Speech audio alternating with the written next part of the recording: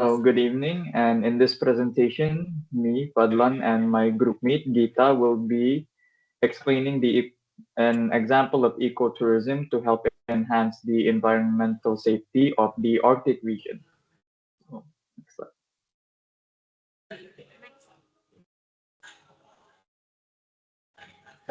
The Arctic ecosystem key role are ice and snow reflect sunlight, helping cool the earth and regulate climate. Second, permafrost traps greenhouse gases, reducing global warming. Third, home to polar bears, seals, whales, and unique plants. Fourth, melting ice changes currents and global weather. Fifth, support indigenous people, providing food and cultural resources. Six, rapid Arctic change warn us about global climate shift, making it as a climate indicator. And who depends on it? First, Arctic wildlife like polar bears, seals, walruses, etc., rely on sea ice and cold habitats for food, shelter, and breeding. Second, indigenous communities group like the Inuit, Sami, and Chukchi depends on Arctic animals and environment for food, clothing, and cultural traditions. Third, global population got benefit because the Arctic help regulate Earth climate and stores carbon, reducing global warming impact. And last but not least, the Arctic influence ocean currents and affect fisheries and weather across the globe.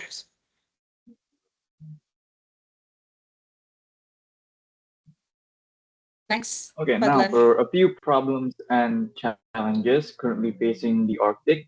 First of all is global warming and melting ice. According to NASA, while minimum Arctic ice coverage for this year is not at a record low, it is still technically following a downward trend for the last 20 years, which is that it's now at 4.6 square kilometers in 2025. And on average, for the last 20 years, it has been losing 12.2% of ice for every decade.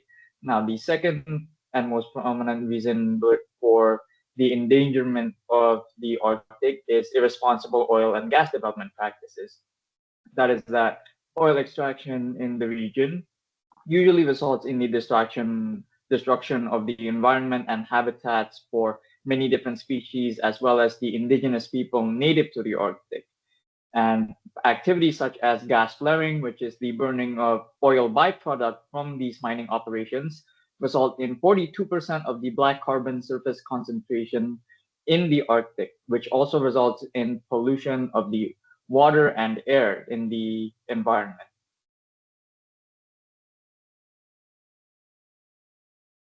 Okay, next slide. Now, a few solutions to combat these problems is the monitoring of oil and gas activities that I've already mentioned earlier. And organizations like the Arctic Council and their branch called CAP, or the Conservation of Arctic Flora and Fauna, have suggested monitoring on developmental and resource extraction activities in the area. And the organizations responsible for these activities should take more consideration of the area's flora and fauna and ecosystem in their activities. And a second solution is ecotourism. The Arctic Review suggests that ecotourism may be a helpful way to benefit the indigenous people of the Arctic by providing income and job opportunities. Now, they've also founded an organization called the Association of Arctic Expedition and Cruise Operators in 2003, who can help make tourist expeditions safer and turn their tourism into an educational opportunity where they can learn about the indigenous culture within the area and how to protect the environment of the Arctic. Next slide. Now, to further develop on this, we're going to do a case study about these tours in the Arctic. As previously mentioned, the Association of Arctic Expedition Cruise Operators, or AECO, aims to make tourism to and from the Arctic more friendly towards the environment and provide more education in terms of teaching tourists about the ecosystems and indigenous people's cultures by teaching them the guidelines of friendly ecotourism. And to further develop this, they cite the World Wildlife Fund, or the WWF, who state 10 principles for optimal ecotourism.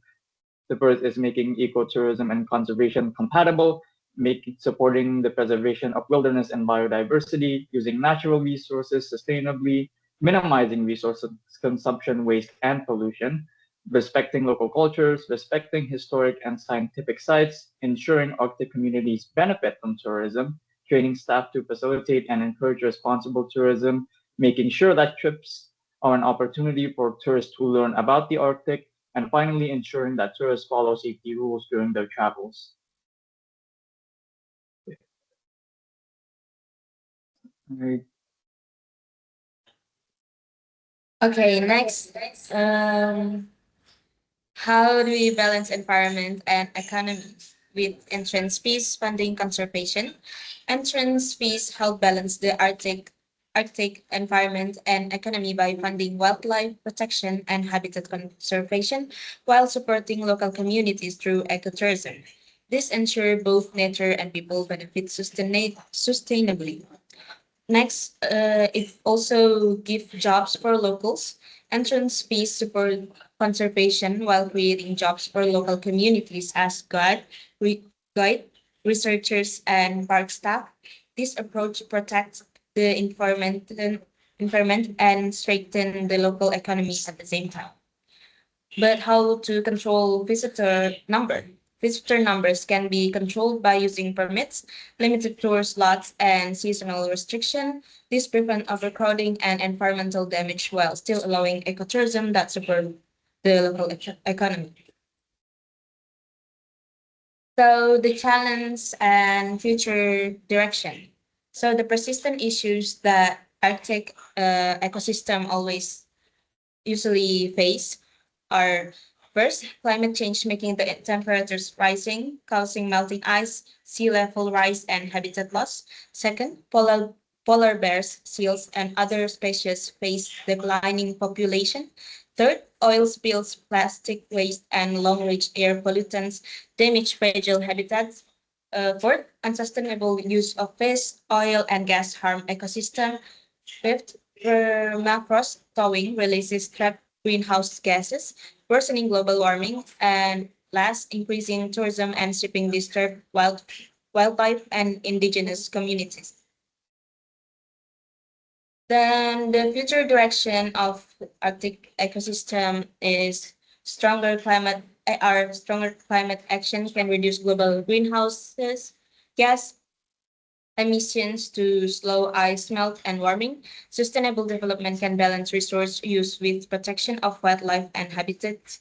Renewable energy transition shift from oil and gas can clean energy and protect fragile environment. Enhance conservation efforts, expand protected areas, and stricter environmental policies empower local communities in decision making can help create conservation policies that respect both the environment and their cultures. And scientific research and monitoring using technology can track climates, wildlife and ocean changes. So the conclusion of the Arctic ecosystem is the Arctic ecosystem plays a vital role in regulating Earth climate, supporting wildlife, and sustaining indigenous communities. However, it faces serious threats from global warming, pollution, and unsustainable development.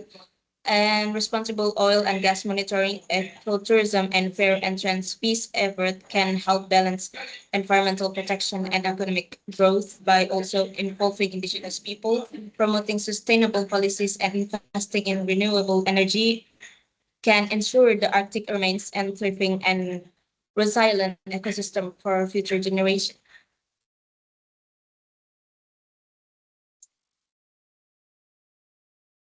So this is the reference that we use for these works. And Fadlan, do you want to say something? And and as mentioned earlier, these are the references that we use for our research during the presentation. Hopefully, after watching this, you've learned a little bit more about the Arctic ecosystems, the dangers it faces, and how we can mitigate these dangers in the future. Thank you very much for listening.